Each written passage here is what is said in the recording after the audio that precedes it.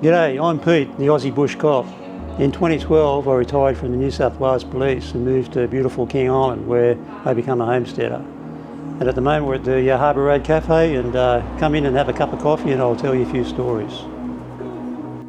G'day everybody, thanks so much for joining us again. I just want to particularly thank you because with this video we've now reached 100,000 views on our channel collectively over the last 3 months. And I can tell you that that's something I certainly never expected. It's just beyond my imagination that there'd be 100,000 people that would be interested to watch these podcasts. So thank you very much for that. And I can assure you there's lots more to come. I'm going to continue this morning to tell you about some violent domestics that I've attended. And this first story happened on a Saturday night, and the female victim came to the police station on Sunday morning. And not to diminish or anything about what victims say, but often in the general course of events, people over-describe, say the number of people involved, and in this case, the length of a knife, because in this first story there is a knife involved. And of course we take statements from people, from victims and witnesses, and so this lady, mature age, meaning about maybe she was in her 40s, a very pleasant, and in my view, a completely inoffensive person. Just a lovely lady living in a town, bringing up children, and just being an absolute model citizen.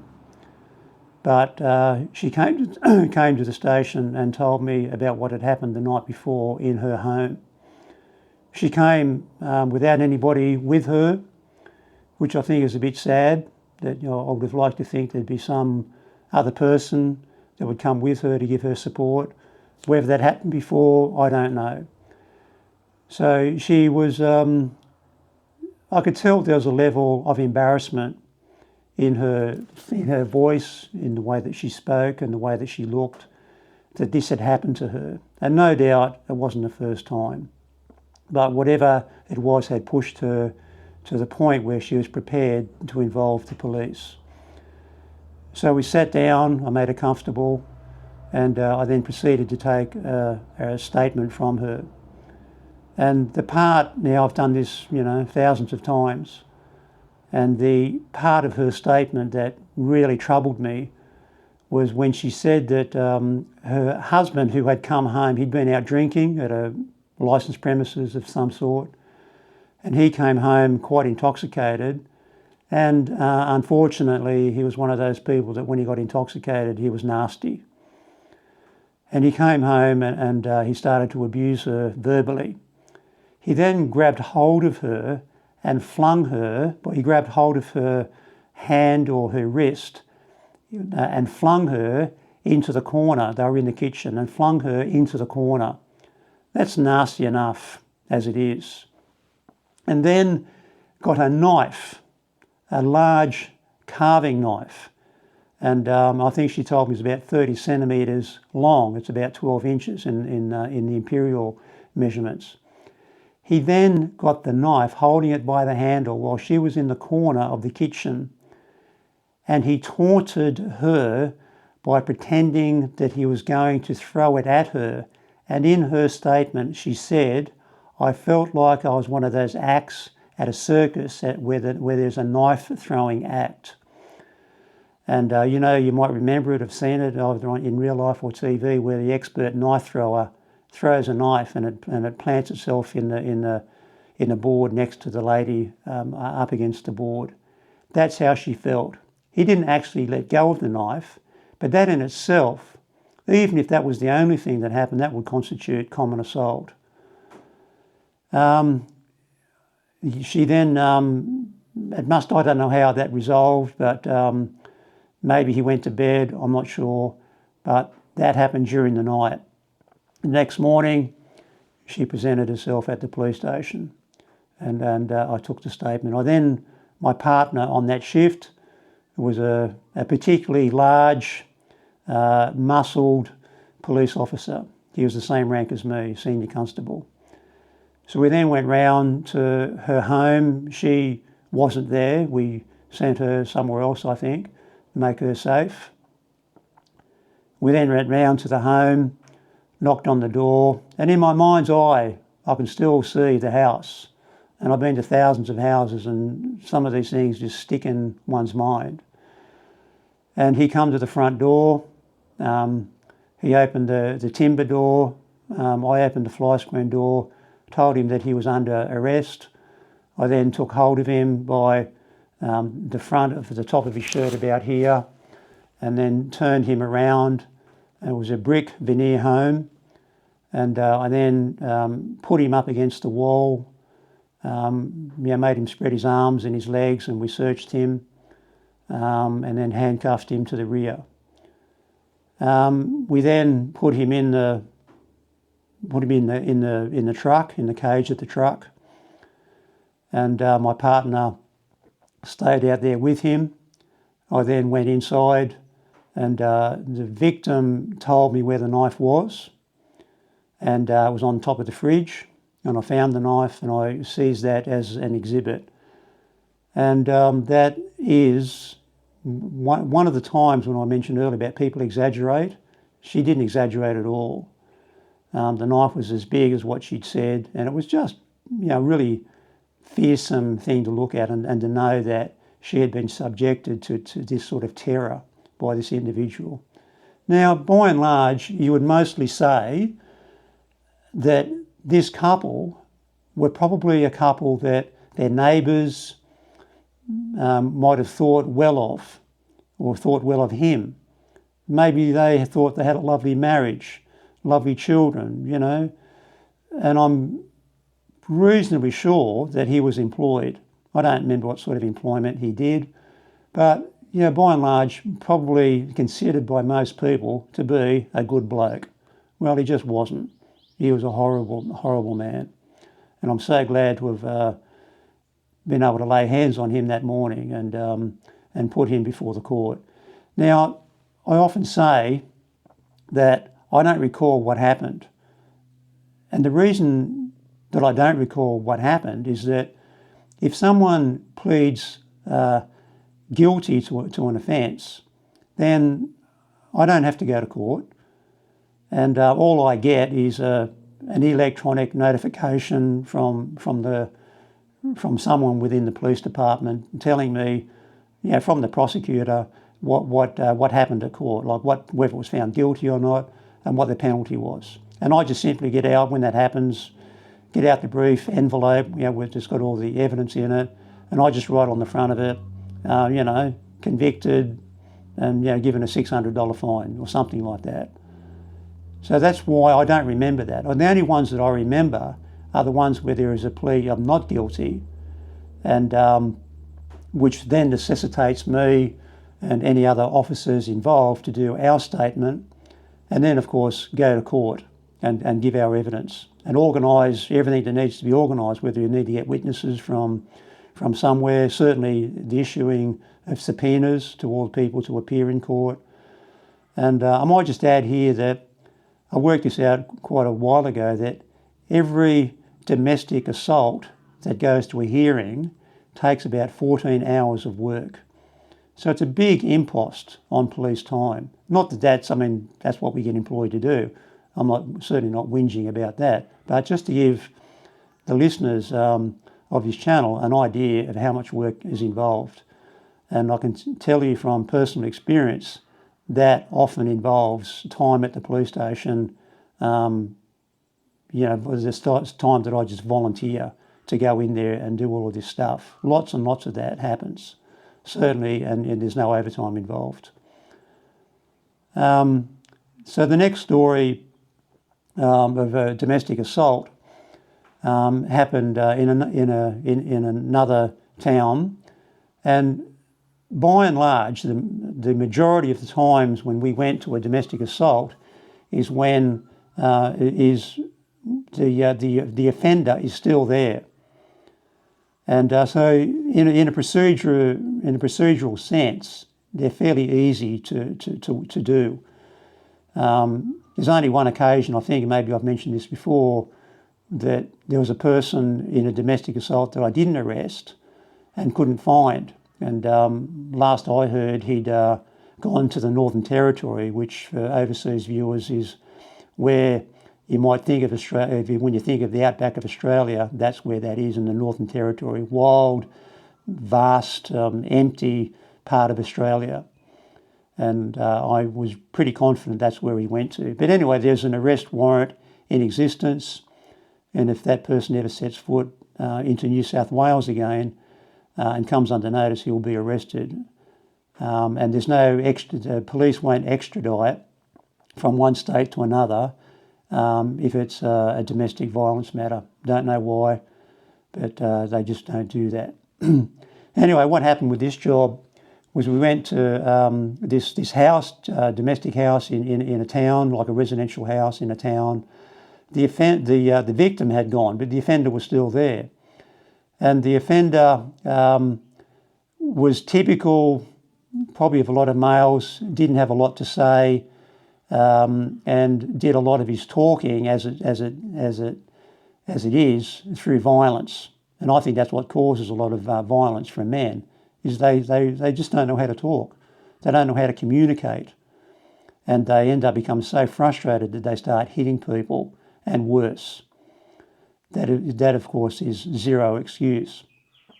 So we went to this home, the offender was there, and my partner and I entered the home, and before we even really started any inquiry as to what happened, where his partner was, any of that sort of thing, he went over and picked up a baseball bat, which was leaning against the wall of the, I think the room we're in was might have been the dining room, I think.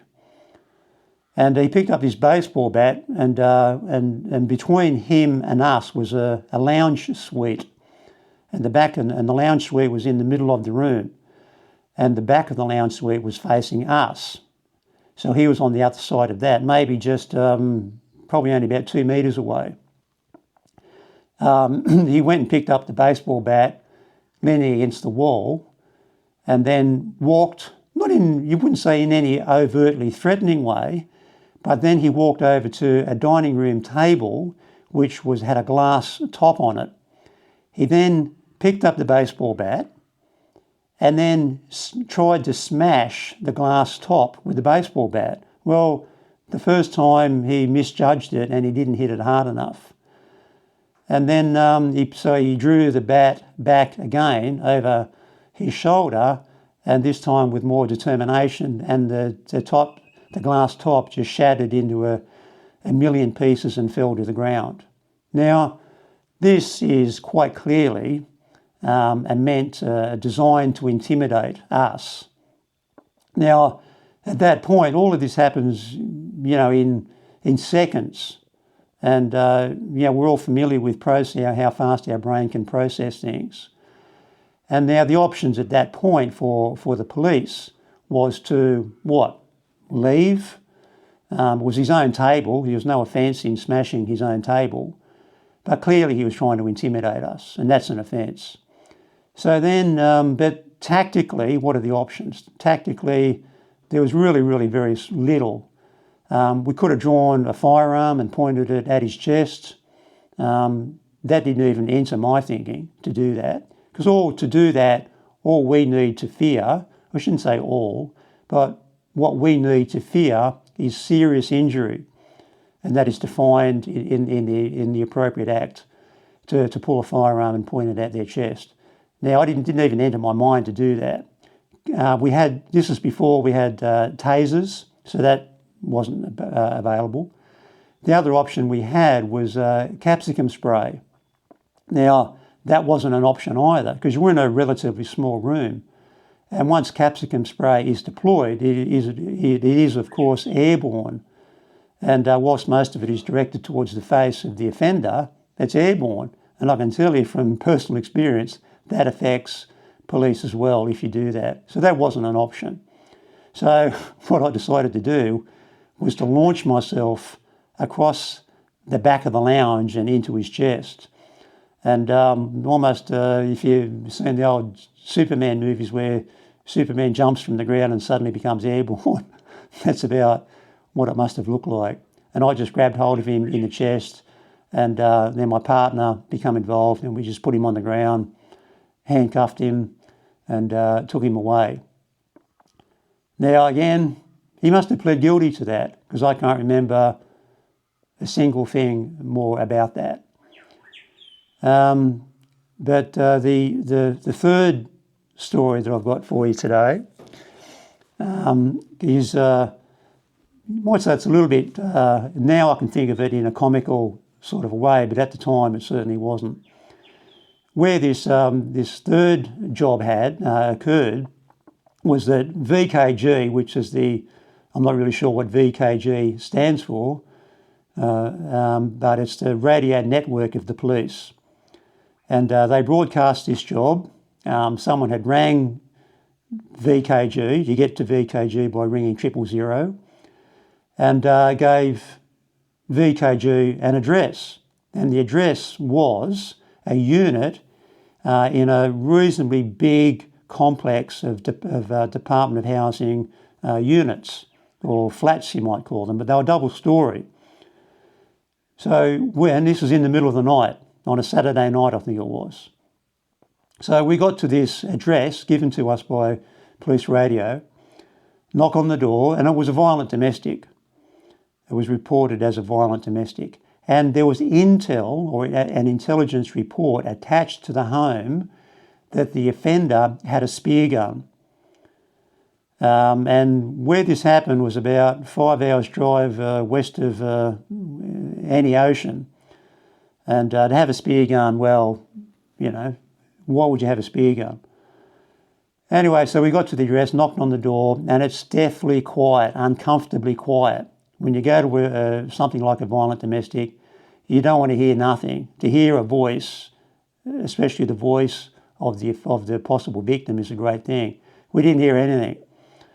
So I then tried to kick the door in, but it was a very well constructed door and door jamb, and it didn't budge.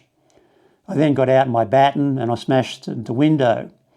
I then cleared the broken glass around the lock, and opened and was able to slide the window open. I was then the first one through, through the window, and I can tell you that's heart-thumping stuff, knowing that there's most likely an offender inside. It's in complete darkness, I should have added. He knows the layout of the home, and there's possibly a spear gun. Anyway, went in through. I probably then went and opened the door to the home to let my partner in. We went in, and we had torches, but of course a torch, you have to be very careful with the torch, because that can, of course, illuminates where you are. And so you try and use the cover of darkness to the best of our ability and move around. Found nothing. Searched the entire ground floor and found nothing. Then there's a staircase with a landing. So there's a flight of steps, a landing, and then another flight of steps going up to what was the bedroom. I then went up this flight of steps, my hand on my pistol, went up the steps, and that was even more scary, because now when you're a police officer, you always think tactically. Where's the tactical advantage here? And I was at a disadvantage, because the offender could easily come around the corner from the bedroom onto the landing and have the tactical advantage of being above me. So I went up there, got to the landing, nothing, still deadly quiet. Went up the next flight of steps into the bedroom. The bedroom was, the bed had been slept in. It was all messed up, but there's no one there. The house is completely empty. We then we keep police radio informed of what's going on.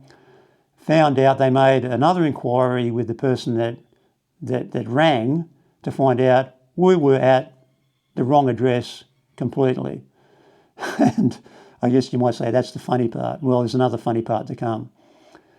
So then they sent another police crew round to the right address, which was nowhere near where we were. It wasn't like it was next door.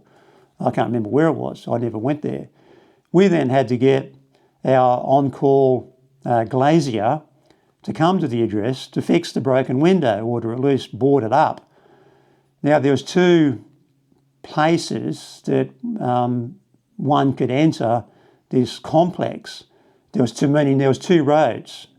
And so we went and parked on one, where we were already parked, hoping that if anyone came home, that they would come via the way that we did. So, but they didn't, and then we were just out there, just sort of walking around, standing in the area, and we saw this lady approaching us, and she was quite intoxicated. She was crying, and a little bit surprised to see us. And she said, between her sobs and her intoxicated sobs, and she said, "Someone's broken into my home." And I said, maybe with a bit of a muffled voice, I said, "I know who it was." And she was even more surprised, and I said, "It was us." Anyway, that was how that story, that particular part of it resolved. I know learnt later on that the police went to the right address and actually arrested the offender. Now, again, I don't remember what happened.